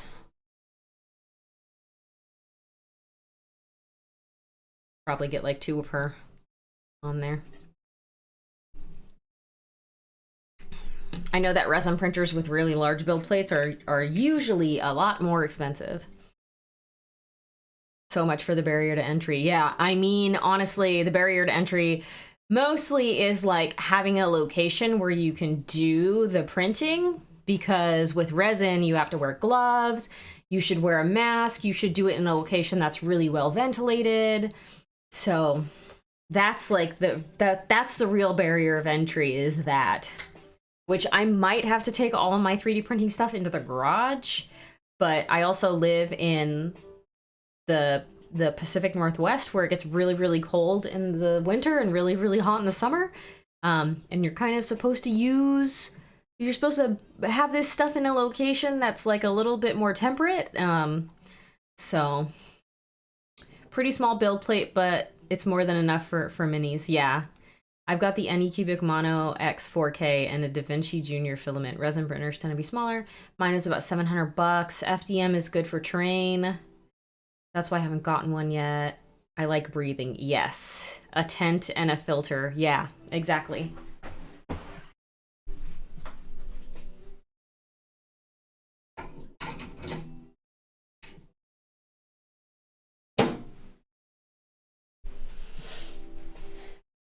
I do have a 3D printer, a filament 3D printer, and I think it was like $3,000, but it's also like, oh God, like 8 or 9 years old at this point.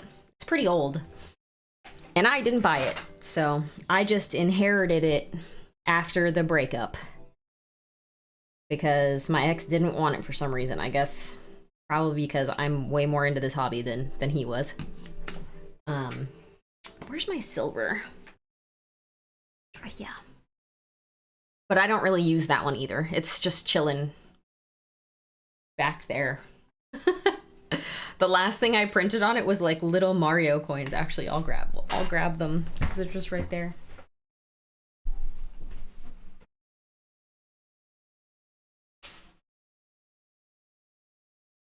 The build plate for that one, though, is huge. Like, this is the build plate for it. You can see I printed stuff on it.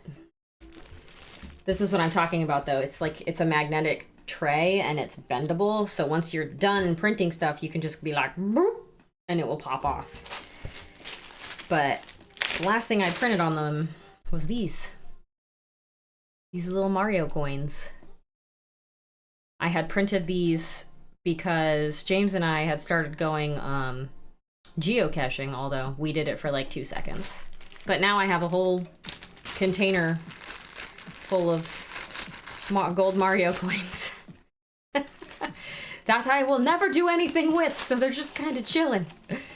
I'm not quite sure how to set it up in an apartment. The HEPA filtering will cost so much more than the printer. Yeah, probably.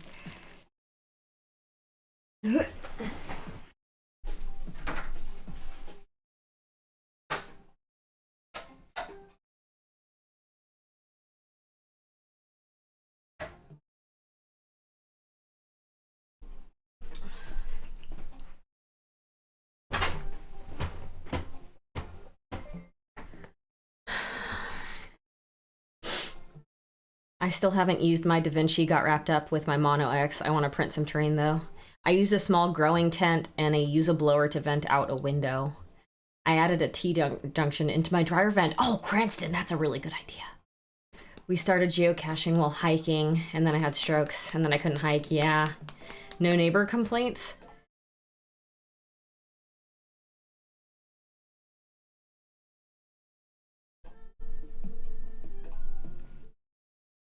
God, I hate these bottles. I hate you. I hate you so much.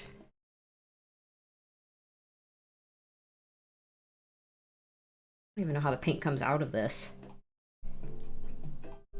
Like, where is it clogged?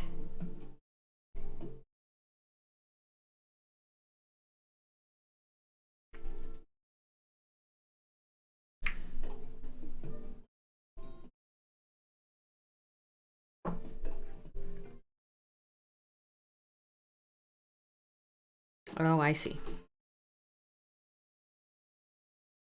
Okay, well, it shouldn't be clogged anymore.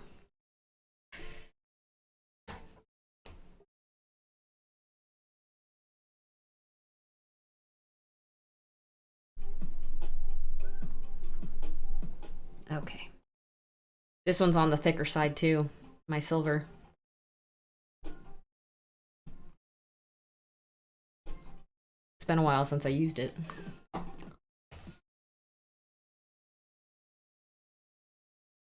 The tent I use. Oh yeah, okay. Does it have like a vent?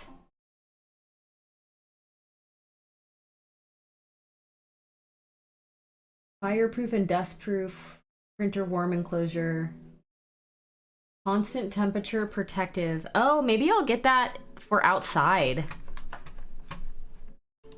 Because I kind of do feel like even if I did have a really good vent in this room, I don't know if I want to 3D print in here.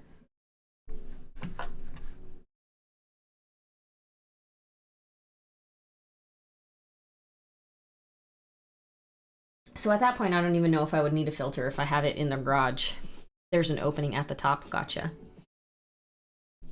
But yeah. If I were to continue printing in here, maybe I would consider that. Although there's, to be honest, there's not a ton of space in here for any of that stuff.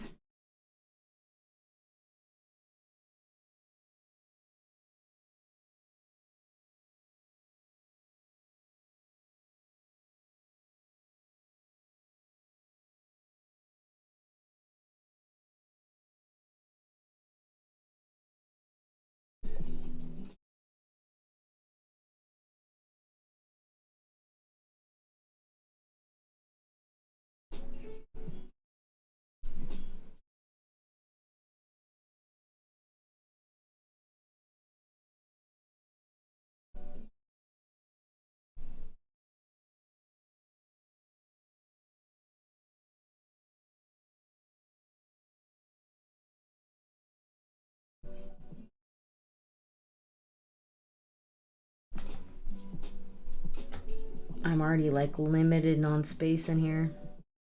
I don't know, we'll see.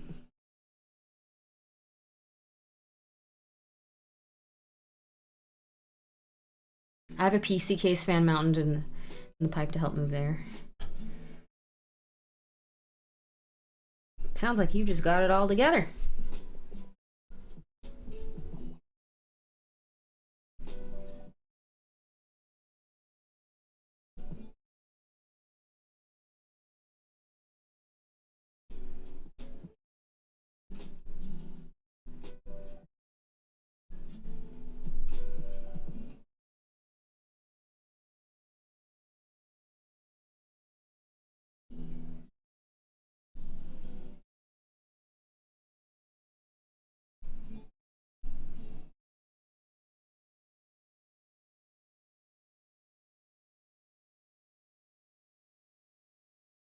I feel like I'm kind of dry brushing metallic paint here, which doesn't look super great.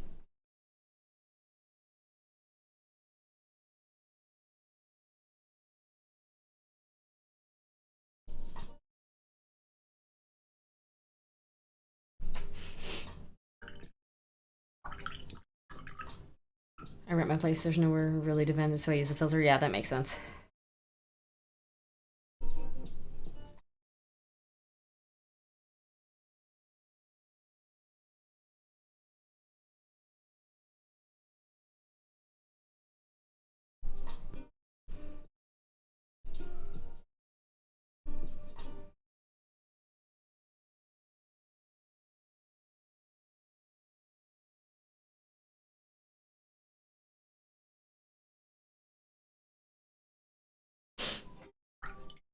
What's the life of the filter? How often and is it recommended to have it changed?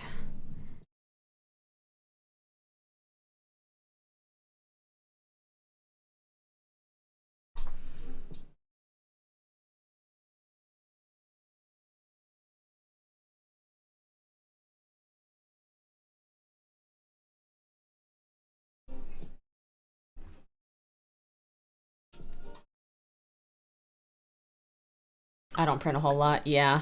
I bet if you don't print a lot, you don't really have to change it very often.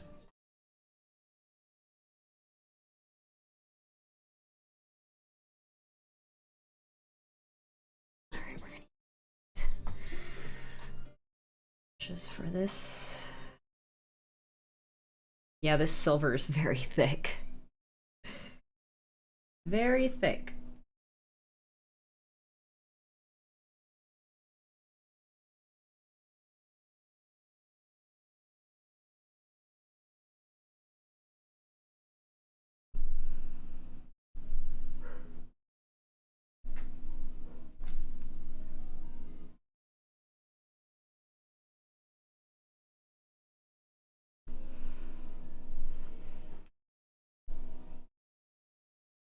No, you didn't tell me. I was gonna check on it tomorrow and see how they replied.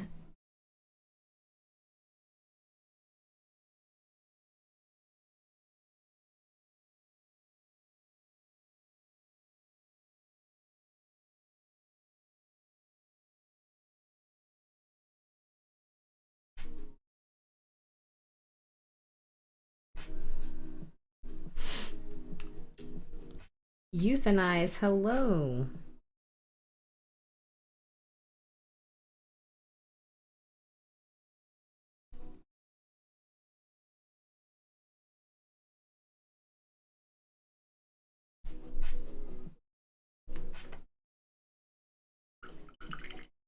That's my printer.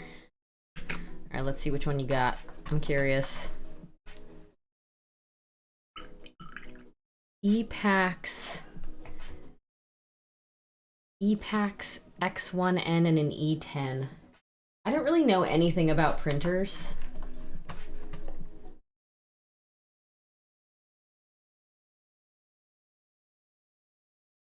I think if I'm gonna get another 3D printer, like if I were to ever get another resin 3D printer, I would get a pretty expensive one, to be honest. Because I've got my original Anycubic Photon and the Ultra.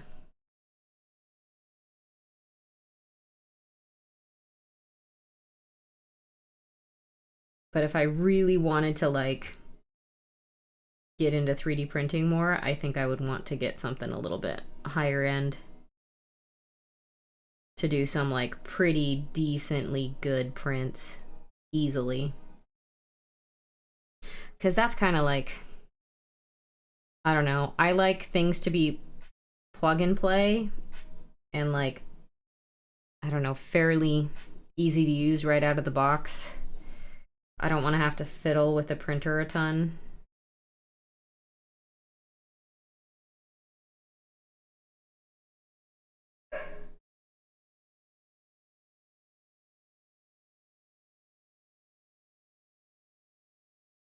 James is yelling at Cora because she's borking. She's giving him spooks.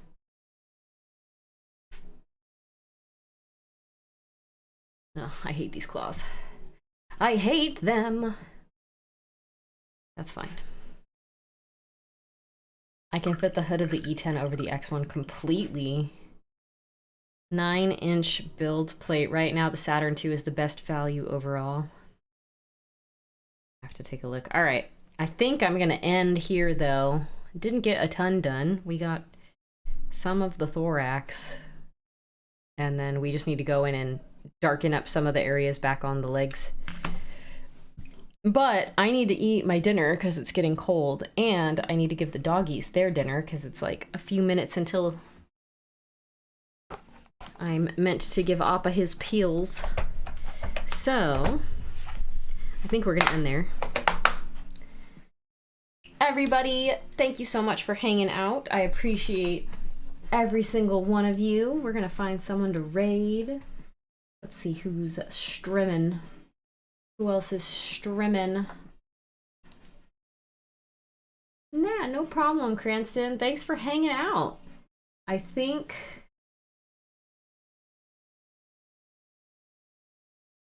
we're gonna raid into Ushin. I'm trying to get through his ads. Yeah, we'll raid into Ushin. Argonauts! Hello! We are about to raid out and go eat our dinners. But thank you for saying hi. This is what we're painting, if you didn't already see it. This our gal. We're gonna go right into Ushin Cat. He is the creator and brain behind Capsule Chibi. So I think he probably sculpted her, actually. He's probably the sculptor of her. Which wouldn't surprise me because everything that he sculpts has like these really thick eyelashes, which she does as well. It's hard to see, but anyway, thank y'all for being here. I'll be back on Tuesday at 6 p.m. Pacific. Until then, I hope you're all staying happy and healthy, and we will see you later. Okay, bye!